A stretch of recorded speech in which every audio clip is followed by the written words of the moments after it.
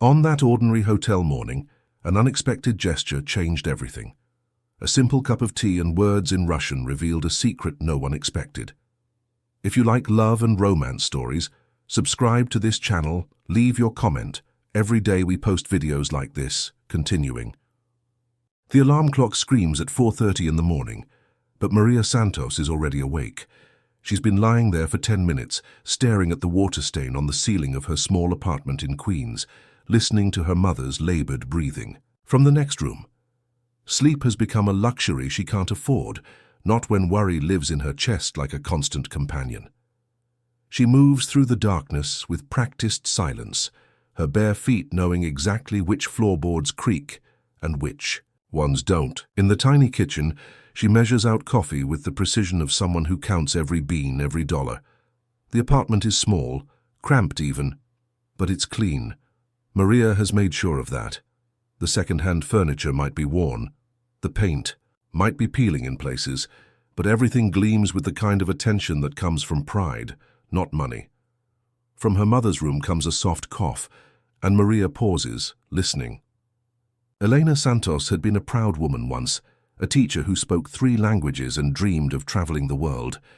Now, at 62, she's confined to a hospital bed they've squeezed into what used to be the living room, her body betrayed by lungs that struggle with every breath. The medications line the kitchen counter like expensive soldiers, each one taking a bite out of Maria's paycheck. "Mommy?" Maria whispers, pushing open the door. "You okay?" Elena's eyes flutter open, and, even in the dim light, Maria can see the exhaustion there. "I'm fine, Mija. Go back to sleep." But Maria knows better. She checks her mother's breathing, adjusts the oxygen tank, makes sure the pillows are positioned just right. Elena was the one who taught her that dignity isn't about what you have, it's about how you carry yourself. Even now, sick and dependent, Elena refuses to complain, refuses to be a burden, though Maria would carry her mother on her back if she had to. "I made your medicine schedule," Maria says softly, smoothing the blanket. "Isabella will be here at 3 to give you the afternoon dose." Isabella, her 7-year-old daughter who shouldn't have to know about pill schedules and oxygen levels, who shouldn't have to be so responsible, so careful about staying quiet when grandma needs to rest. But children adapt, Maria has learned. They adapt because they have to, just like their mothers do. By 5:15, Maria is in the shower, letting the lukewarm water wash away another restless night. She looks at herself in the cracked mirror. Afterward, seeing what the world sees, a 31-year-old woman with tired eyes and hands that are rough from work. Her reflection doesn't show the intelligence behind those eyes, the dreams she's had to put aside, the strength it takes to keep going when every day feels like swimming upstream. She dresses in the navy blue uniform that marks her as invisible to most of the world. It's clean, pressed, professional in its own way, but she knows that when people see her in it, they don't really see her at all. She becomes part of the background, like the fixtures and the furniture, something that exists to make their world cleaner and more beautiful. Isabella is still sleeping when Maria kisses her forehead goodbye. Her daughter's face is peaceful in sleep, and for a moment, Maria allows herself to imagine a different life. Maybe one where Isabella won't have to worry about money, where she can dream as big as she wants without reality, crushing those dreams underfoot. Maybe one where Maria isn't constantly tired, constantly worried, constantly juggling bills and medications and responsibilities that feel too big for one person to handle. The subway ride into Manhattan is a journey between worlds. Maria watches the city wake up through grimy windows, sees the other early morning workers heading to jobs that keep the world running while remaining invisible themselves. She's part of an army of women who clean offices and care for children and serve food, who make possible the lives of people who will never know their names. Bergdorf's looms before her like a temple to a different kind of life. The luxury department store gleams in the early morning light, its windows displaying clothes that cost more than Maria makes in 3 months. She enters through the employee entrance, exchanges nods with the security guard who knows her face but not her name, and begins another day of being invisible. The cleaning supplies have their own closet, And Maria knows every bottle, every brush. She's been working here for 2 years, and in that time, she's learned the rhythms of luxury retail. Morning is for cleaning the surfaces that customers will touch, for making sure everything sparkles before the store opens. The jewelry department is always last, because it requires the most care, the most attention to detail. She moves through the store like a ghost, polishing glass cases and wiping down counters. The jewelry glitters under the lights, diamonds, and emeralds and sapphires that catch the light, like captured stars.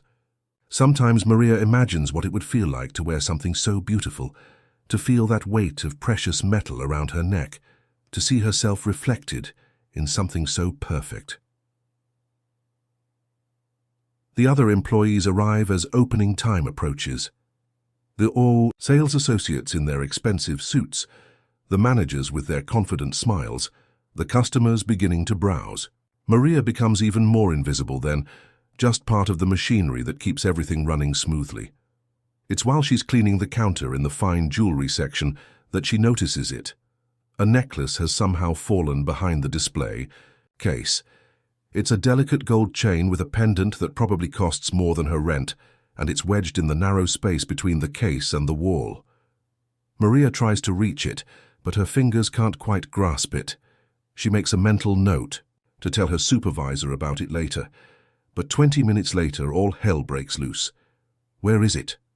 The voice belongs to Mrs. Henderson, the department manager, sharp and accusatory. The Cartier necklace, where is it? Maria looks up from where she's been dusting the watch cases. I'm sorry? The necklace that was right here, Mrs. Henderson, points to the empty space in the display case. It's missing. The words hit Maria like cold water. Other employees are gathering now, customers starting to notice the commotion. Maria's heart begins to pound as she realizes what's happening, what she's being accused of without anyone saying it directly. I saw it fall, Maria says, her voice steady despite the panic rising in her chest. It's behind the case. I was going to tell someone. Behind the case? Mrs. Henderson's eyebrows rise skeptically. How convenient. And Maria knows in that moment that it doesn't matter what she says. She sees it in the way people are looking at her, the way conversations have stopped, the way assumptions are forming like storm clouds. She's the cleaning lady, the invisible woman in the navy blue uniform, and now she's the convenient explanation for a missing piece of jewelry. We need to search her, someone whispers, loud enough for Maria to hear. The humiliation is like a physical blow. Maria stands perfectly still as they call security, as customers stare and whisper, as she becomes the center of a drama she never asked to be part of. She thinks of Isabella, of Elena, of the job she can't afford to lose, of the dignity that's being stripped away from her piece by piece. The security guard approaches, his face apologetic but determined. "Ma'am, I'm going to have to ask you to come with me." Maria nods, because what choice does she have? She's learned that fighting only makes things worse, that sometimes you have to endure the humiliation to survive it. But as she's being led away, she catches sight of a man in an expensive suit, a customer who's been watching the entire scene unfold. He steps forward, his voice carrying the kind of authority that comes from privilege and confidence. "Excuse me, but before you take this any further, shouldn't you check the security cameras?" Mrs. Henderson bristles. "Sir, this is a private matter." "No," the man says firmly, "this is about justice. If you're going to accuse someone of theft, the least you can do is check the evidence before humiliating them in public." Maria looks at him then, really looks, and she sees something she doesn't expect. Genuine concern, real anger at the injustice, unfolding before him. He's tall, maybe 40, with dark hair and eyes that are focused entirely on the situation, not on the jewelry or the store or anything else. "Check the cameras," he repeats, and there's something in his voice that makes Mrs. Henderson nod reluctantly. They all wait, Maria's heart pounding so hard she's sure everyone can hear it. The minutes stretch like hours, and Maria tries to prepare herself for what comes next, for the possibility that somehow the cameras won't show what really happened, that her word won't be enough against their assumptions. But when the security footage plays on the small monitor, It shows exactly what Maria said. The necklace falling behind the case, Maria noticing it but unable to reach it. The relief that floods through her is so intense, it makes her knees weak. "Well," the man says, his voice cutting through the sudden silence, "I believe this woman deserves an apology." The apology comes, grudging and insufficient, but Maria barely hears it. She's looking at this stranger who stood up for her when no one else would, who demanded justice when it would have been easier to look away. He meets her eyes and nods, a small gesture that somehow manages to restore a piece of her dignity. As the crowd disperses and life returns to normal, Maria retrieves the necklace from behind the case, her hands shaking slightly. As she places it back in its proper place, she's still employed, still invisible, still carrying all the same burdens she carried an hour ago. But something has changed. Someone saw her as a person worth defending, worth believing. The man lingers as she finishes her work in that section, and when she finally looks up, he's still there. "Are you all right?" he asks, and the question seems to come from genuine concern, not curiosity or pity. Maria nods, not trusting her voice to remain steady. She thinks of Eleanor, waiting for her medication, of Isabella, who will come home from school wanting help, with homework and stories about her day. She thinks of all the reasons she has to be strong, to keep going, to not let this break her. "Thank you," she finally manages to say, "for standing up for me. You didn't have to do that." He shakes his head. "Yes, I did. What happened here was wrong and someone needed to say so." There's something in the way he says it that makes Maria believe him, that makes her think maybe, just maybe, there are still people in the world who see injustice and choose to fight it, even when it's not their fight to begin with. As he walks away, Maria returns to her work, but the rhythm feels different now. The invisible woman has been seen, defended, believed, and sometimes she thinks as she polishes another surface until it shines, sometimes that's enough to change everything. 3 days pass before Maria sees him again. 3 days during which the incident at Bergdorf's replays in her mind like a movie she can't turn off. She finds herself looking over her shoulder, waiting for someone to remember her face, to decide that maybe the cameras lied, that maybe she really was the thief they thought she was. But nothing happens. Life continues its relentless rhythm. Eleanor's breathing gets a little worse, requiring adjustments to her oxygen levels. Isabella comes home with a scraped knee from the playground and a smile that lights up their cramped apartment. The bills pile up on the kitchen counter like autumn leaves, and Maria does what she always does. She finds a way to make it work. She's coming out of the subway station near the store on Wednesday morning when she sees him waiting by the entrance. For a moment she thinks it's a coincidence, but the way he straightens when he spots her tells her otherwise. He's been waiting for her. "Maria," he says, and she's surprised he remembers her name. In her world, people like him don't usually remember people like her. "I was hoping to catch you before you started work." She stops, clutching her purse a little tighter. In the harsh morning light, she can see him more clearly than she could inside the store. He's handsome in the way that money makes men handsome. Well-groomed, confident, wearing a suit that probably costs more than she makes in 6 months. But his eyes are kind, and there's something genuine in the way he looks at her, like he's actually seeing her instead of looking through her. "Is everything okay?" Maria asks, because in her experience, when people from his world seek out people from hers, it's usually because something's gone wrong. "Everything's fine," he says quickly. I wanted to apologize again for what happened the other day, and I wanted to ask you something." Maria glances toward the employee entrance. She can't be late, can't give Mrs. Henderson any reason to remember the incident, any excuse to find fault with her work. "I have to get to work," she says. "I know. This will just take a minute." He pauses, seems to be choosing his words carefully. "My name is David Richardson. I own a consulting firm here in the city. We help businesses improve their operations, make them more efficient." Maria nods, though she's not entirely sure what that means. Business consulting sounds like something that happens in conference rooms and corner offices, far from her world of mop buckets and cleaning supplies. The thing is, David continues, after what I witnessed, the other day I got to thinking, you handled that situation with incredible grace under pressure. You stayed calm, you told the truth, you didn't let them break your dignity even when they were trying to.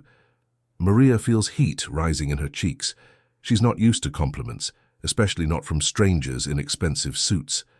And it made me wonder, David says, what other talents you might have that are being wasted in there. The words hit her like a physical blow, not because they're cruel, but because they're true. Maria has always known she was capable of more than cleaning floors and polishing jewelry cases. She's organized Elena's complex medication schedule, managed their household budget with mathematical precision, taught Isabella to read before she started kindergarten. But knowing you're capable and having someone else recognize it are two different things entirely. I don't understand, she says softly. I have an opening at my company, administrative work to start, basic office tasks. It's not glamorous, but it's a foot in the door, and I have a feeling that once you get that foot in the door, you'll kick it wide open. Maria stares at him, certain she's misunderstood something. You're offering me a job? I am. But you don't know anything about me. David smiles, and it's the kind of smile that reaches his eyes. I know you're honest. I know you're hardworking. I know you handle pressure with grace, and I know you deserve better than being treated like you're invisible. The offer hangs in the air between them like a bridge. Maria isn't sure she's brave enough to cross. She thinks of Elena, of the medical bills, of Isabella's worn-out shoes that need replacing. She thinks of the dreams she used to have, before life taught her that dreams are luxuries poor people can't afford. I don't have office experience, she says, because she needs him to understand what he's offering and to whom. Experience can be taught, character can't. Maria looks toward Bergdorf's, toward the job that pays just enough to keep them afloat, but not enough to let them thrive. She thinks of Mrs. Henderson's suspicious looks, of the way customers' eyes slide past her as if she's not there, of the uniform that makes her invisible. Can I think about it? She asks. Of course, but don't think too long. Good opportunities have a way of disappearing if you wait too long to grab them. He hands her a business card, and Maria takes it with hands that are steadier than she feels. The card is thick, expensive, with David Richardson, CEO, embossed in gold letters. She runs her thumb over the raised text, wondering what Elena would say, what Isabella would think of her mother working in an office. That evening, Maria sits at their small kitchen table with Elena, while Isabella works on homework in her bedroom. The business card lies between them like a question mark. He just offered you a job? Elena asks, her voice weak but curious. Out of nowhere. He said he was impressed by how I handled the situation at the store. Elena coughs, a harsh sound. That makes Maria reach automatically for the water glass. When the coughing subsides, Elena looks at her daughter with eyes that have seen too much, but still hold traces of the teacher she used to be. Mija, sometimes God sends us angels, but they don't always look like we expect them to.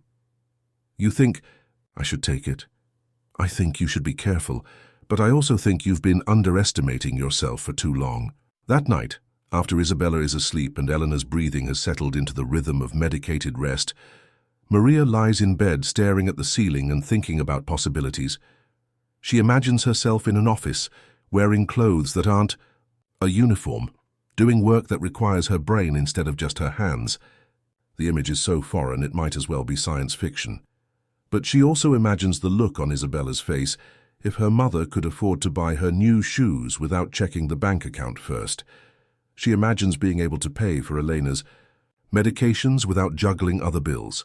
She imagines for the first time in years having choices. The next morning, Maria calls the number on the business card. 2 weeks later, she's standing in front of a glass building in Midtown Manhattan, wearing a navy blue dress she bought at Target and shoes that pinch her feet, but look professional. Her reflection in the building's windows shows a woman who looks terrified and determined in equal measure. The lobby is all marble and chrome, with a security desk that requires visitors to sign in and wear identification badges. Maria's badge reads Maria Santos, visitor, and she wears it like armor as she rides the elevator to the 14th floor. David Richardson's company, Richardson Consulting, occupies half the floor. The offices are modern and sleek, with glass walls and expensive furniture. People move through the space with purpose and confidence, speaking in acronyms Maria doesn't understand and referring to concepts that sound like a foreign language. David meets her at the elevator, and his smile is warm and reassuring. "You look perfect," he says, and Maria believes him, even though she feels like an imposter in this world of glass and chrome. Her first day is a blur of introductions and orientations. She meets her supervisor, Janet, an efficient woman in her 50s, who explains Maria's duties with brisk professionalism. Filing, data entry, answering phones, scheduling appointments. Basic tasks, but performed in an environment where everything matters, where mistakes can cost clients thousands of dollars. "The most important thing to remember," Janet says, "is that we serve our clients and everything we do reflects on the company's reputation." Maria nods, thinking of all the times she's heard similar words about representing Bergdorf's while remaining invisible to the people she was supposedly serving. The first week is terrifying. Maria feels like she's speaking a language she doesn't quite know, surrounded by people who have been fluent since birth. She makes mistakes, forwarding emails to the wrong people, scheduling meetings at impossible times, using terminology incorrectly in reports. Each error feels like confirmation that she doesn't belong here, that David made a mistake in believing in her. But slowly, things begin to change. Maria's natural attention to detail starts to pay off. She notices inefficiencies in filing systems, redundancies in scheduling processes, gaps in communication between departments. At first, she keeps these observations to herself, afraid of overstepping.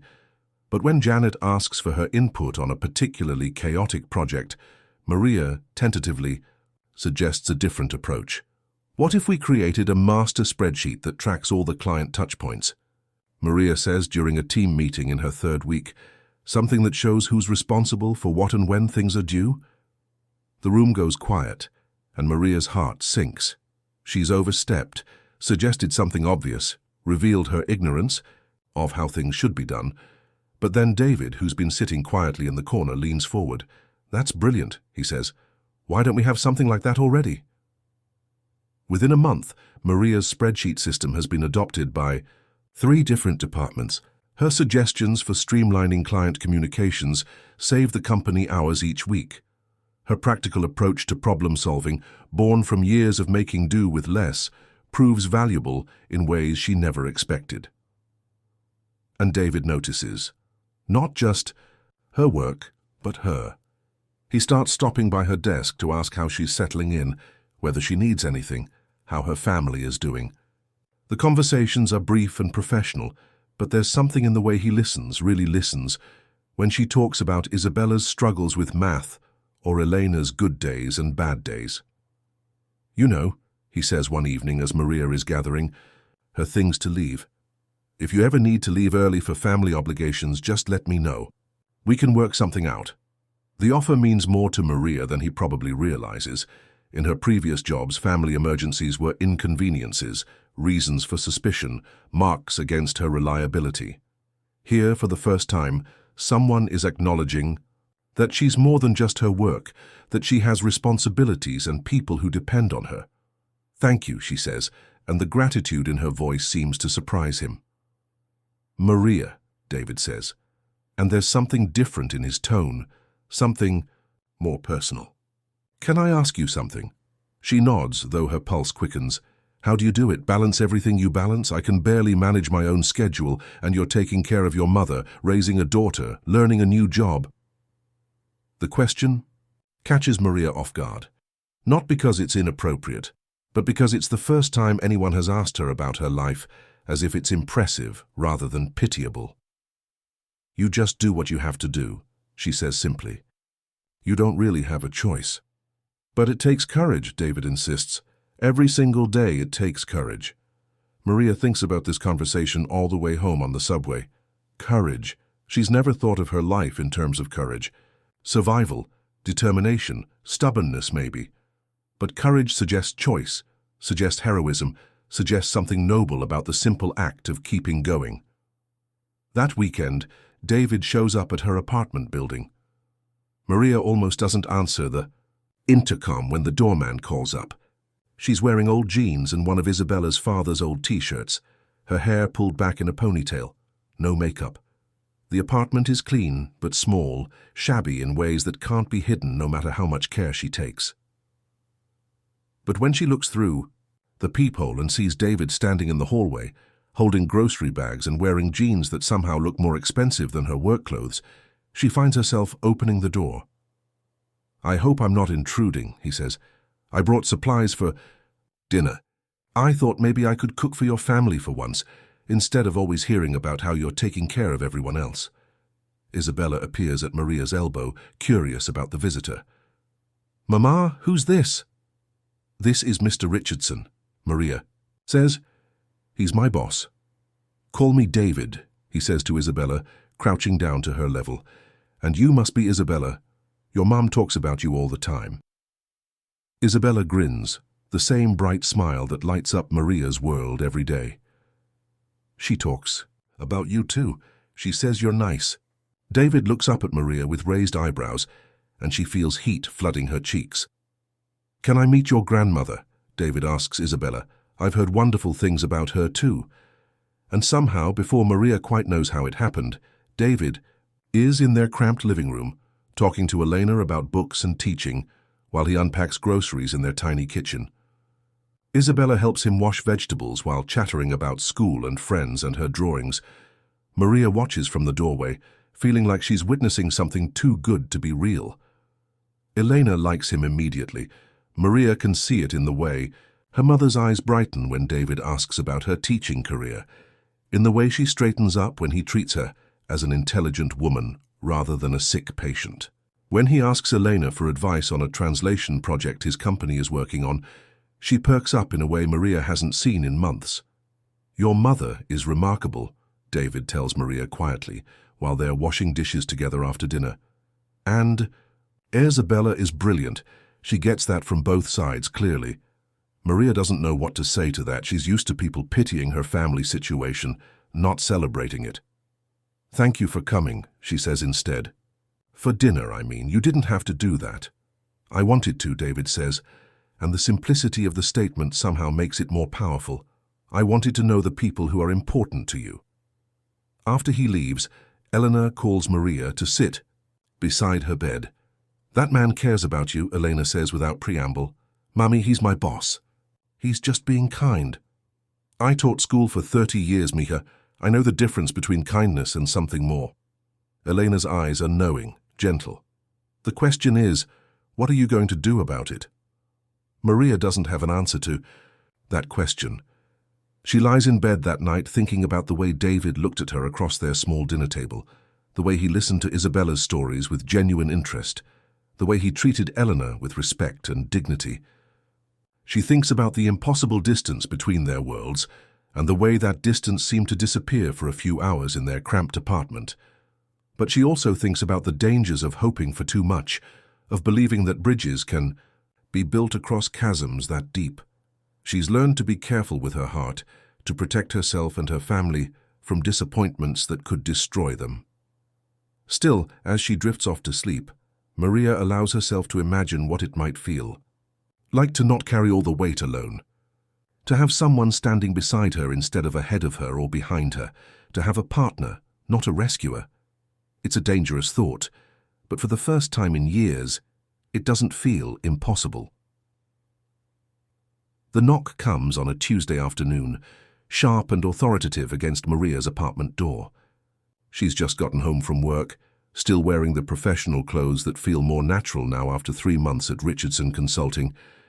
Isabella is at after-school care, and Elena is napping, her breathing steady and peaceful for once. Maria opens the door expecting a delivery, or maybe Mrs. Chen from down the hall, but instead she finds herself face to face with a man who looks like an older, colder version of David. Same height, same build, but where David's eyes are warm and kind, this man's are calculating and severe. He's wearing a suit that probably cost more than Maria makes in 3 months, and he carries himself with the kind of authority that comes from a lifetime of being obeyed without question. Maria Santos, he says, and it's not a question. I'm James Richardson, David's father. The words land like stones in Maria's stomach. She's heard David mention his father in passing, always with a tightness around his eyes that suggests complicated history. James Richardson, real estate mogul, political donor, the kind of man whose name appears on buildings and in newspaper society pages. Mr. Richardson, Maria says, stepping back instinctively. David's not here, he's at the office. I'm not here to see David. His eyes sweep over her, taking in the small apartment visible behind her, the sounds of the city filtering through thin walls, the modest furnishings that speak of lives lived paycheck to paycheck. I'm here to see you. Maria's hands tighten on the doorframe. Every instinct tells her not to let this man into her home, into the space where she and Elena and Isabella have built their small, safe world. But refusing seems impossible when he's looking at her with the kind of expectation that assumes compliance. "May I come in?" he asks, though it doesn't sound like a request.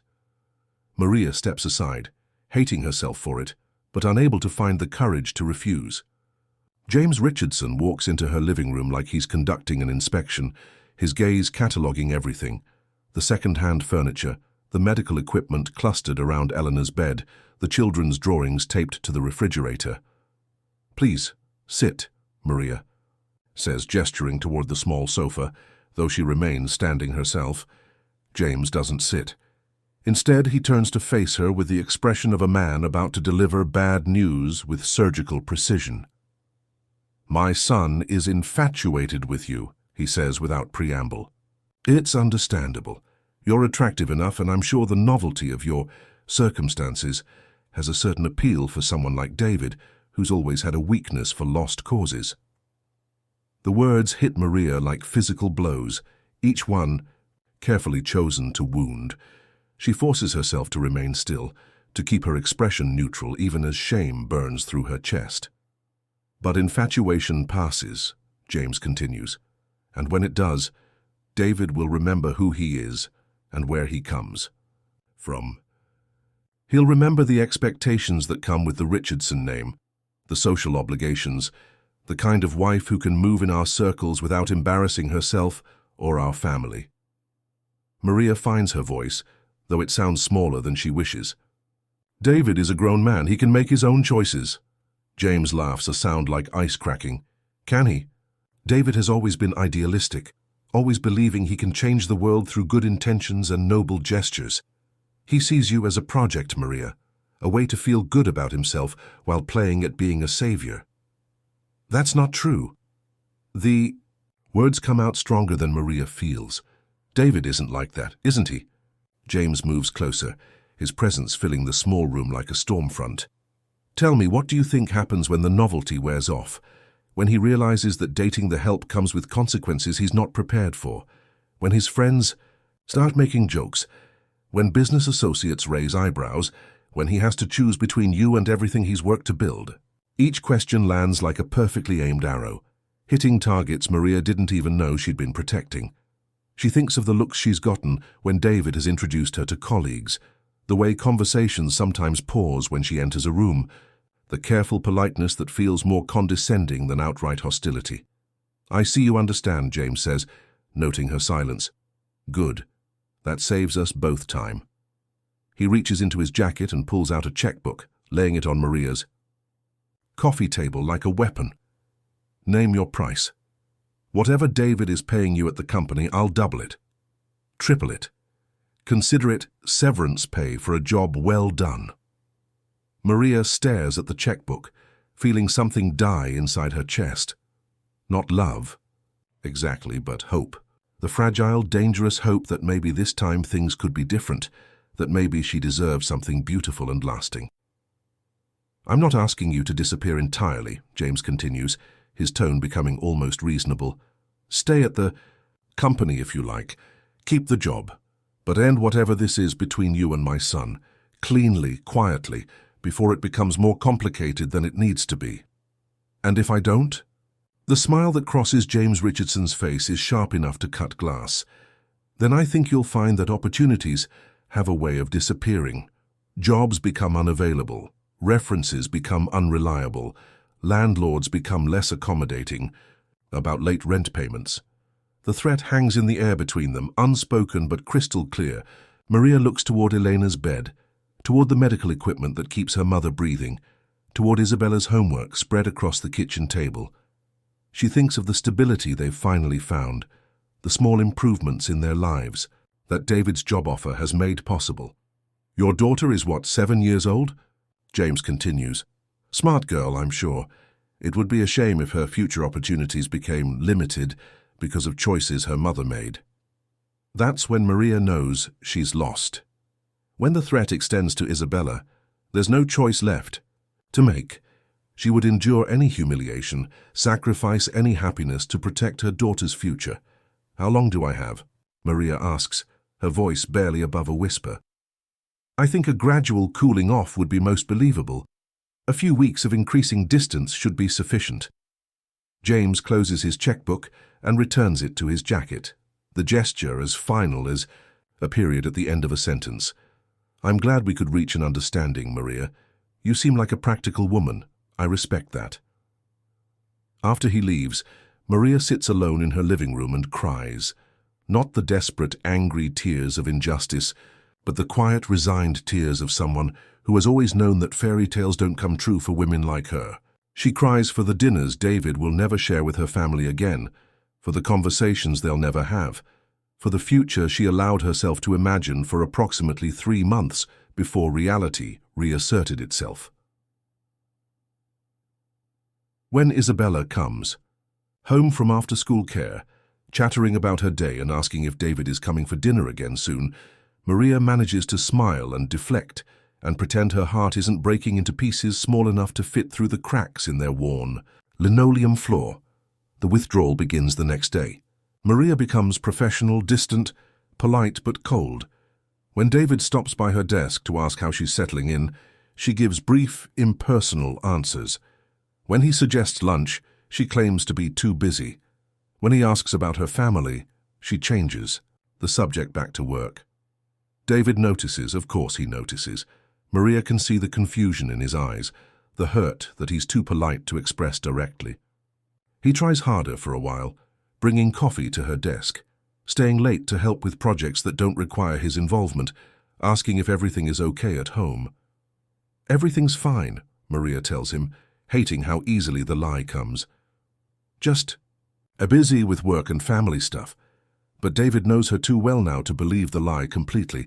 Maria can see him watching her, trying to puzzle out what changed, what he did wrong, why the woman who used to light up when he walked into the room now barely looks up from her computer screen.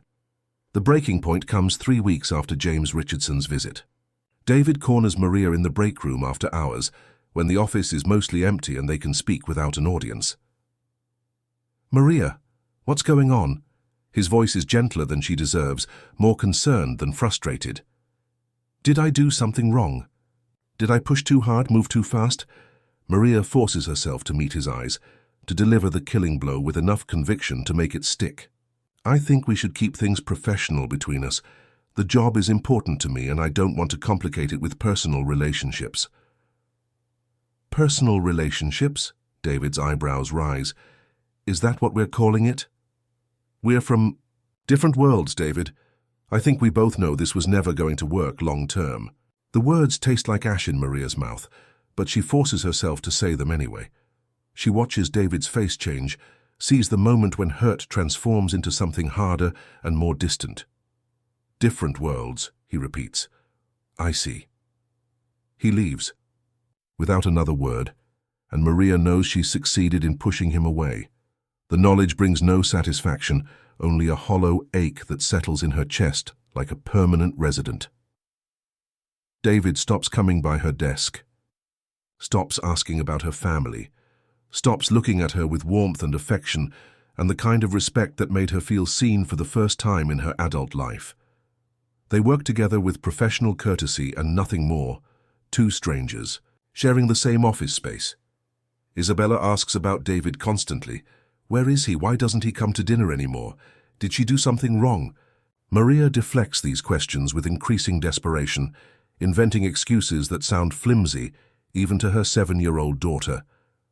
Elena, despite her illness, sees through Maria's lies immediately. "What happened?" she asks one evening while Maria is organizing her medications. "Nothing happened, Mummy. He was just being kind like I told you. It wasn't anything serious." Elena's laugh turns into a cough, harsh and rattling. When she can speak again, her voice is weak but determined. "Mija, I may be dying, but I'm not blind. That man was falling in love with you and you with him. Now you look like someone has torn your heart out of your chest." Maria's hands still on the pill bottles. "It doesn't matter how I look. Some things just aren't meant to be." "Who told you that?" The question catches Maria off guard with its directness. Elena has always been able to see through her daughter's defenses, to ask the questions that cut straight to the truth. "Nobody told me anything. I just know. Somebody came here," Elena says, "and it's not a question. While I was sleeping, somebody came and said something that made you give up." Maria doesn't deny it, which is confirmation enough for Elena. "His father," Elena says, understanding immediately. "Of course, the old guard protecting their territory. Mummy, please don't. It's better this way, safer." "Safer for who?" "For Isabella, who keeps asking why David doesn't come around anymore. For me, who enjoyed having someone treat me like I still have a brain in my head? Or for you, who's walking around like a ghost of yourself?" Maria doesn't have an answer for that. But David, it turns out, isn't willing to accept her withdrawal without a fight. 2 weeks after their conversation in the break room, he shows up at her apartment again.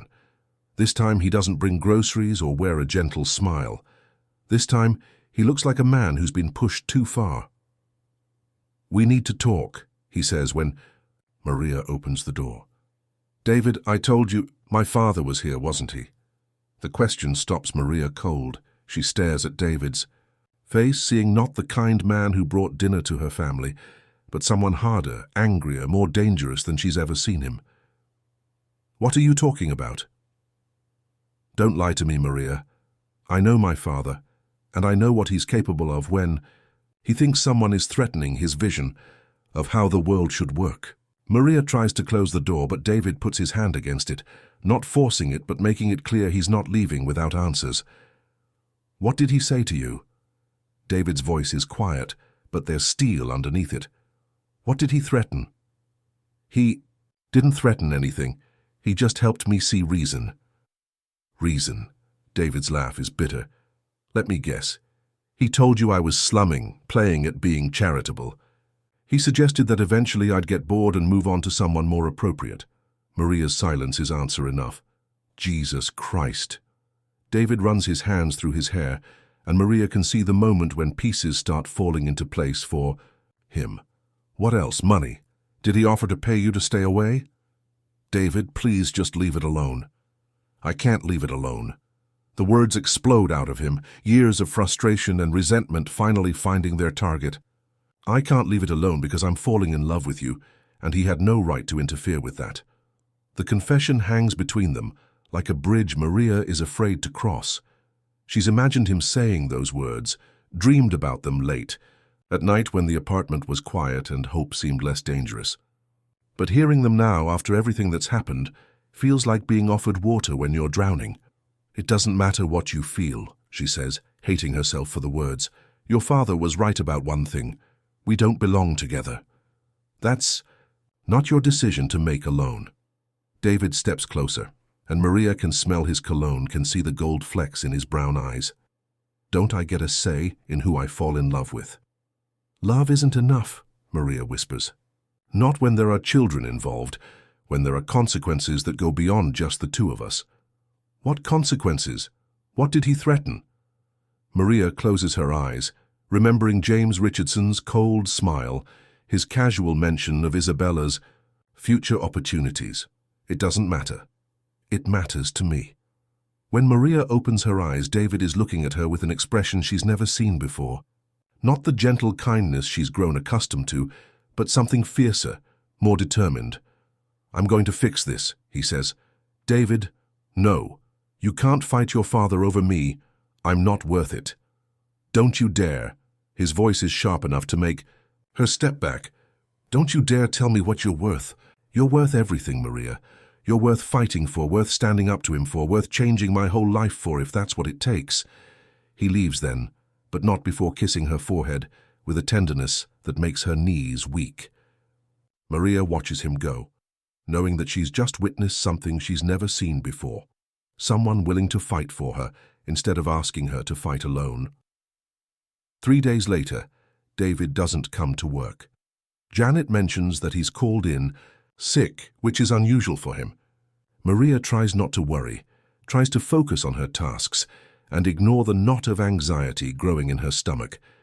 She finds out what happened when David shows up at her apartment that evening, looking exhausted but triumphant.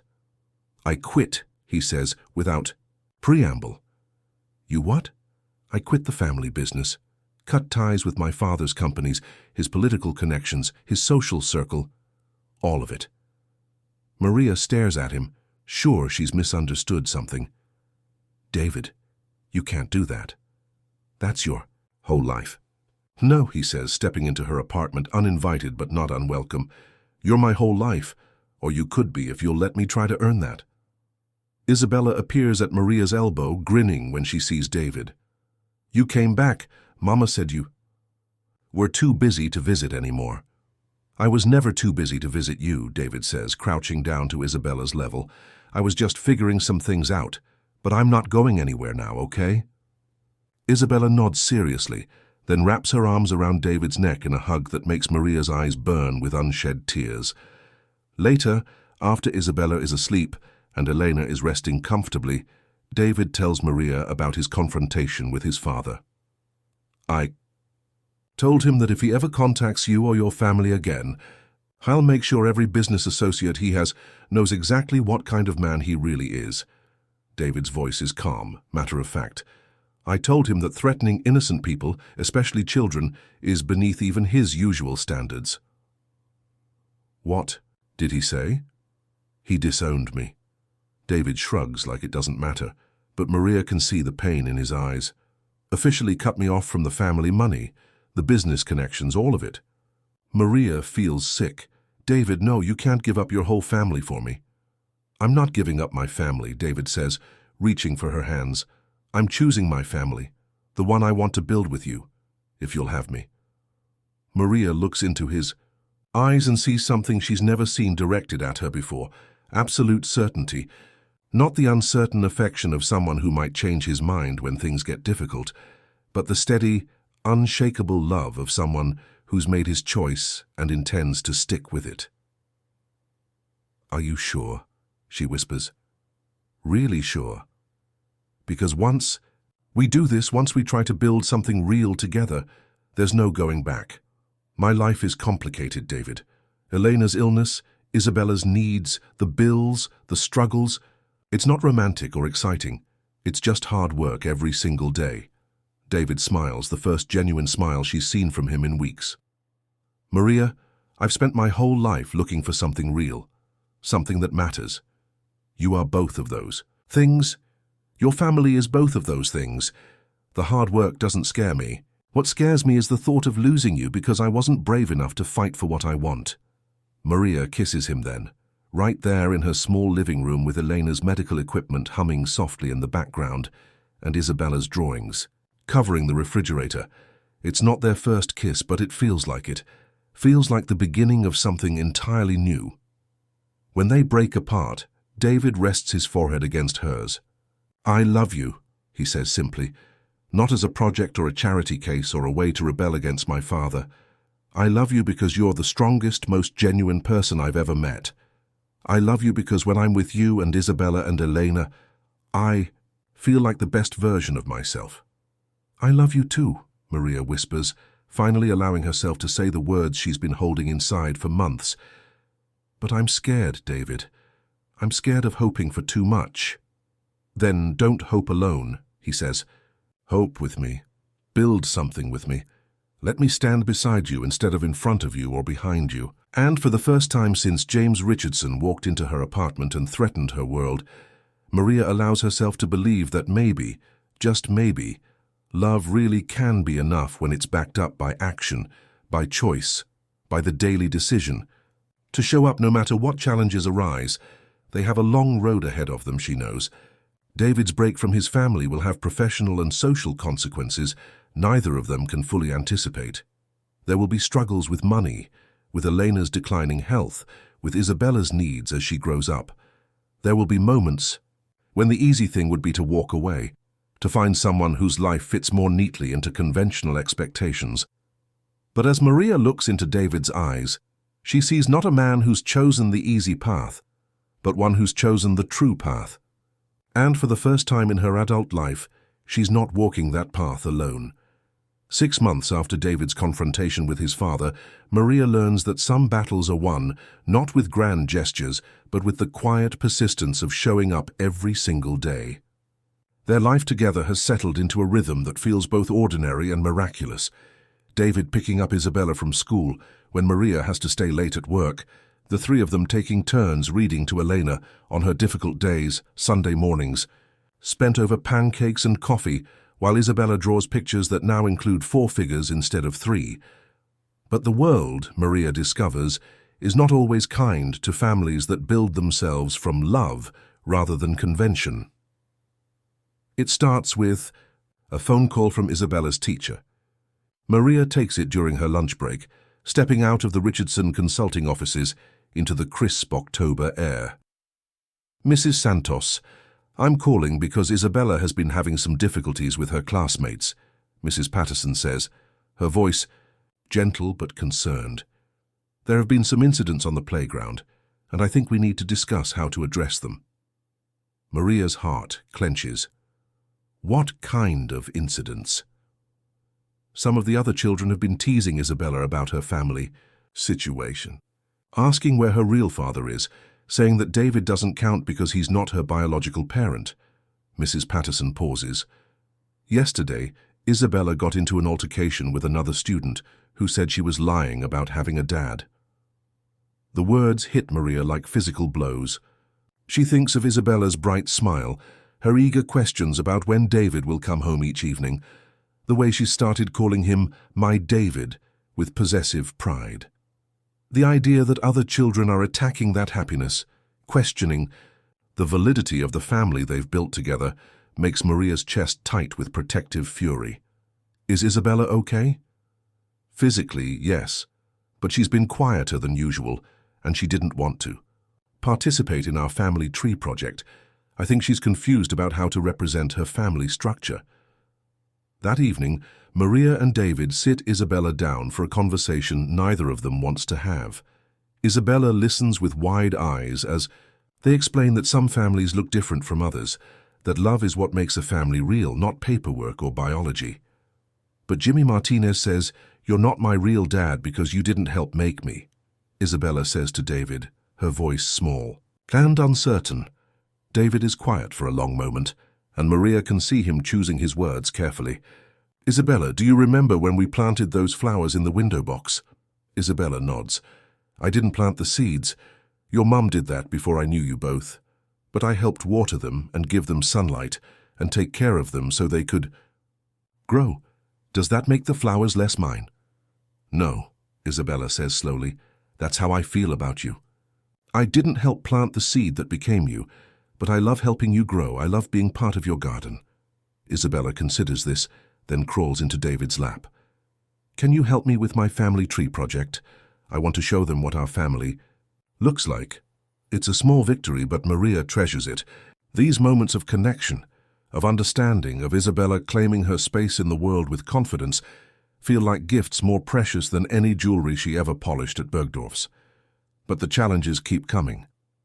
Eleanor's health takes a turn for the worse in November. The doctor uses words like progression and palliative care, medical euphemisms that mean the medications are losing their effectiveness and comfort is becoming more important than cure. Maria finds herself taking more time off work, coming in late and leaving early to manage Elena's care. Janet is understanding, but Maria can see the strain it puts on the team. Projects get delayed when she has to rush home for medical emergencies. Client calls get rescheduled when Elena has bad days that require constant attention. Maria knows she's becoming the kind of employee she once judged, unreliable, distracted, more focused on personal problems than professional responsibilities. "Maybe I should look for something part-time," Maria tells David one evening after a particularly difficult day. Elena had fallen trying to get to the bathroom, and Maria had spent the afternoon in the emergency room making sure nothing was broken. "Absolutely not," David says, helping her load the dishwasher. "You love that job. You're good at it. We'll figure something else out." But Maria can see the worry in his eyes. Since cutting ties with his father's business empire, David has been building his own consulting practice from scratch. The work is steady but not lucrative, and they're living paycheck to paycheck in a way that's familiar to Maria but foreign to him. Adding home healthcare costs to their budget would mean choosing between Eleanor's comfort and Isabella's needs, a choice Maria refuses to make. The solution comes from an unexpected source. Maria has been working with a client, a small marketing firm that's struggling with organizational efficiency. Her suggestions have helped them streamline their operations and improve their profit margins significantly. During their final meeting, the owner, Sarah Chen, makes an offer that changes everything. "I've been thinking," Sarah says as they review the completed project, "you have a gift for seeing how businesses really function, not how they think they function. Have you ever considered starting your own consulting practice?" Maria laughs. "I don't have an MBA. I don't have credentials." "You have something better," Sarah says. "You have practical intelligence and real-world experience. You understand what it's like to work with limited resources, to make every dollar count. That's exactly what small businesses need." Sarah explains her idea.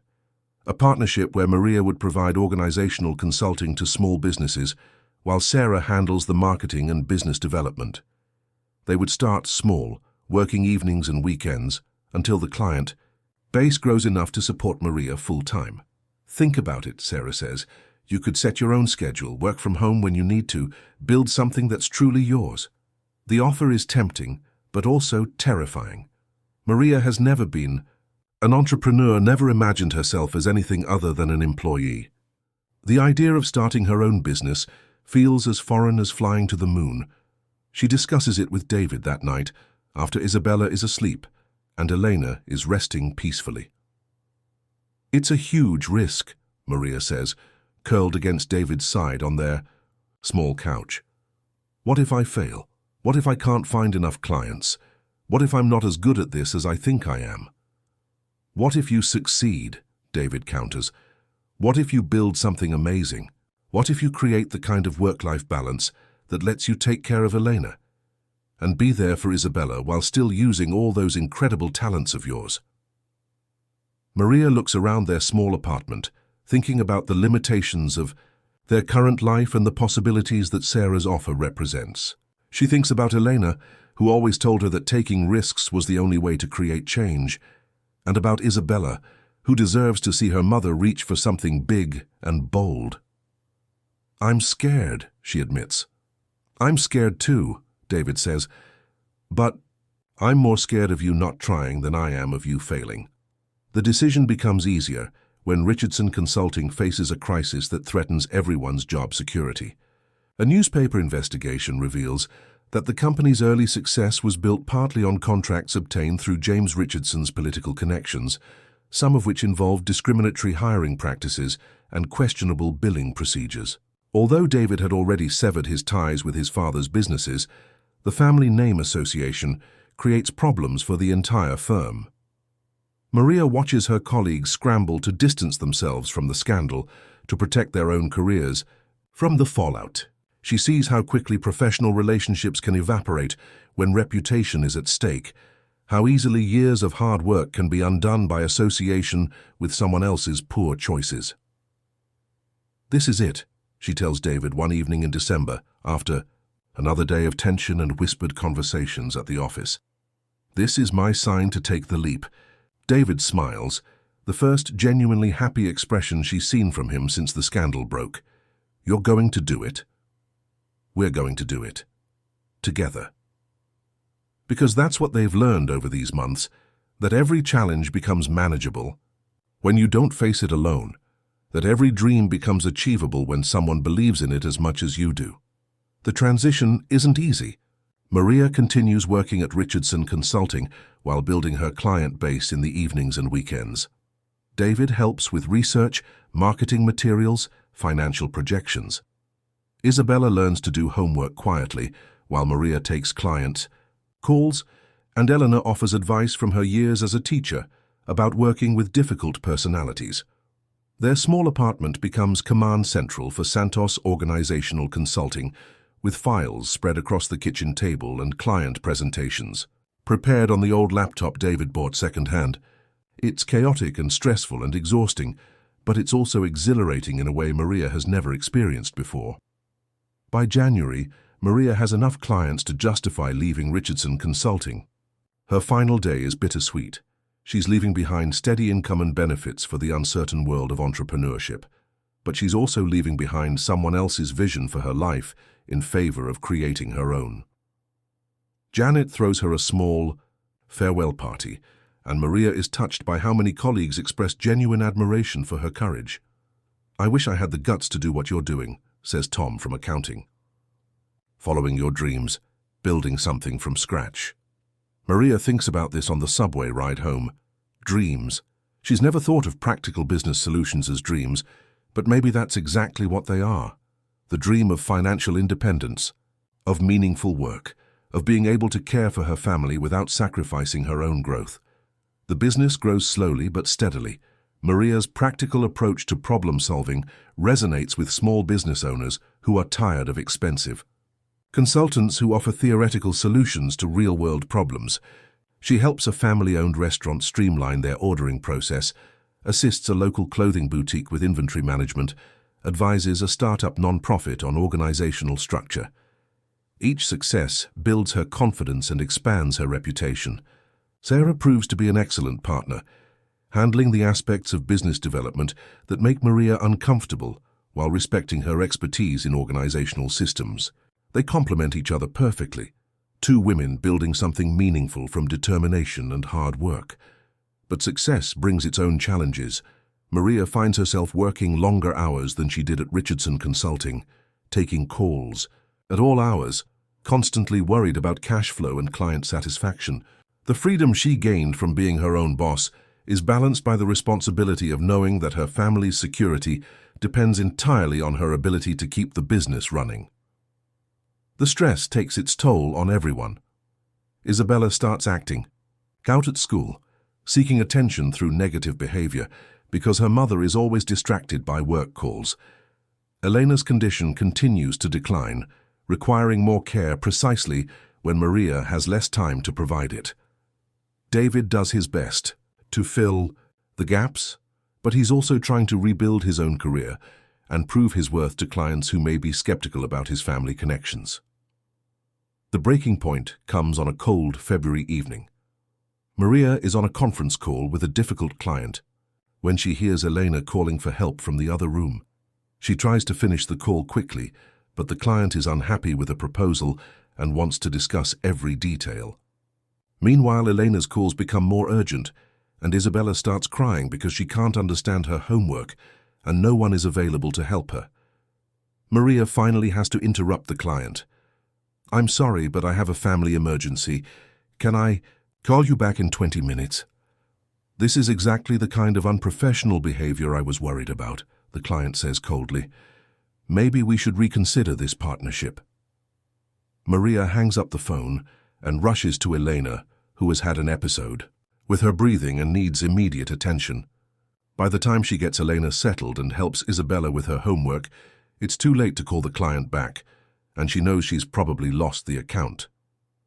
That night, she lies in bed staring at the ceiling and wondering if she's made a terrible mistake. Maybe James Richardson was right about her capabilities. Maybe she really isn't cut out for this kind of responsibility. Maybe she should have stayed invisible, safe in someone else's system, instead of trying to build her own. "Talk to me," David says softly, turning toward her in the darkness. "I think I'm failing at everything," Maria whispers. "I'm not there for Elena when she needs me. I'm not helping Isabella with her schoolwork. I'm losing clients because I can't be available 24 hours a day." "You're not failing," David says firmly. "You're learning. There's a difference. What if I can't balance it all? What if I have to choose between taking care of my family and building this business? David is quiet for a long moment, and Maria knows he's thinking about his own recent struggles with work-life balance. Maybe the question isn't how to balance everything perfectly, he says finally. Maybe the question is how to build a life where the different parts support each other instead of competing with each other. The solution, when it comes, is both simple and revolutionary. Sarah suggests that instead of trying to juggle everything alone, Maria should consider bringing Elena and Isabella into the business in age-appropriate ways. Isabella can help with simple tasks like filing and organizing, giving her time with her mother while teaching her about work and responsibility. Elena, despite her illness, still has a sharp mind and decades of experience managing people and projects. What if Elena becomes our senior advisor, Sarah suggests during a planning meeting. She could review our client proposals, offer insights about communication strategies. We could set up a comfortable workspace in your apartment where she can contribute without overexerting herself. It's not a perfect solution, but it's a creative one that honors everyone's needs and capabilities. Isabella learns responsibility. By helping with age-appropriate tasks, Elena feels useful and valued despite her physical limitations, and Maria gets the support she needs without having to choose between her family and her career. The arrangement works better than anyone expects. Elena's teaching experience proves invaluable when working with clients who resist change. Isabella's natural curiosity leads to questions that sometimes reveal important issues Maria has overlooked, and Maria discovers that including her family in her work life doesn't diminish her professionalism, it enhances it by bringing authentic humanity to her business relationships. By spring, Santos Organizational Consulting is thriving.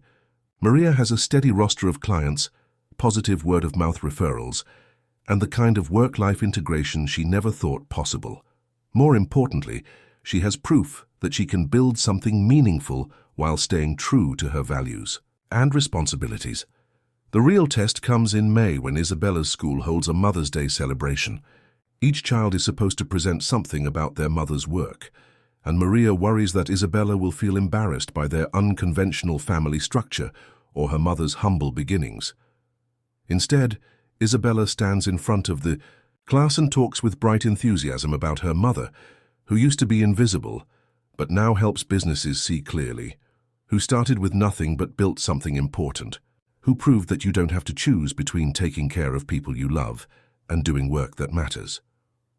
My mom shows people how to organize their stuff better so their businesses work better, Isabella explains to the class. And my Elena helps too. And my David helps with the computer stuff. We're all a team. Maria watches from the back of the classroom, tears streaming down her face as her 7-year-old daughter describes their life with pride instead of embarrassment. Later, Isabella presents Maria with a drawing she's been working on for weeks. Their family around a table covered with papers and computers, all of them smiling, with a heart drawn over their small apartment and the words Santos Family Business written in careful block letters. That night, David frames the drawing and hangs it in their kitchen, right next to the business license that makes Santos Organizational Consulting official. Look at that, he says, stepping back to admire Isabella's artwork. That's what success looks like. Maria studies the drawing, seeing herself reflected in Isabella's careful representation. This is who she is now, not the invisible woman in the uniform, not the charity case rescued by a wealthy man, but a business owner, a partner, a mother, who has built something meaningful through intelligence and determination and the kind of love that shows up every day. Elena passes peacefully in her sleep on a warm June evening, surrounded by the family she helped Maria build. Her final weeks are spent not as a burden or a patient, but as a valued advisor to the business, a beloved grandmother to Isabella, and a friend to David who never once treated her as anything less than the intelligent, dignified woman she had always been. At the funeral, Maria is surprised by how many of her clients attend, how many people Elena touched through her work with the consulting business.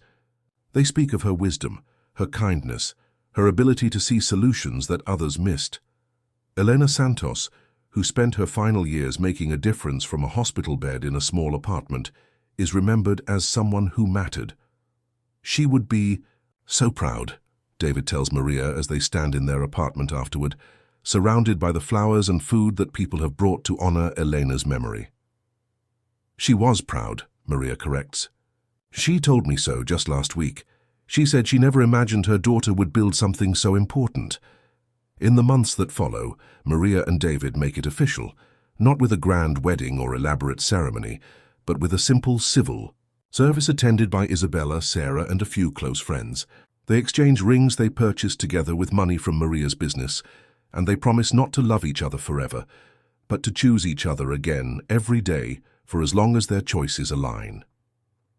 Isabella serves as both flower girl and ring bearer, wearing a dress she picked out herself and carrying the rings in a small box decorated with hearts and stars. When the judge asks if anyone objects to the marriage, Isabella raises her hand solemnly and declares, "I object to waiting any longer. Can they kiss now?"